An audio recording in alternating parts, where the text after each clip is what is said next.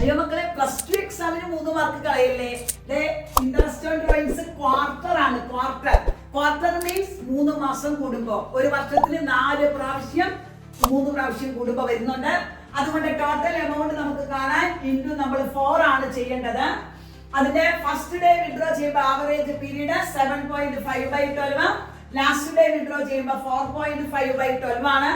അപ്പൊ രാവിലെ ഒരാൾ 5,000 റുപ്പീസ് 10% ഇൻട്രസ്റ്റിലെ ക്വാർട്ടറിൽ വിഡ്രോ ചെയ്തെങ്കിൽ അയാൾ വിഡ്രോ ചെയ്തിരിക്കുന്ന ഫസ്റ്റ് ഡേ ആണ് ഓരോ ക്വാർട്ടറിലെങ്കിൽ total drawings 20,000. 5,000 into 4 into 8/100 into 7.5/12 ആയിരിക്കും. If he withdraw last day of each quarter ആണെങ്കിൽ ടോട്ടൽ ഡ്രോയിങ്സ് 20,000 into 10/100 into 4.5/12 ആയിരിക്കും. അപ്പൊ ആൻസർ നിങ്ങൾ കമന്റ് ചെയ്യുക. ഇപ്പൊ ക്വാർട്ടറിലെ ഇൻട്രസ്റ്റ് എല്ലാവർക്കും മനസ്സിലായല്ലോ അല്ലെ?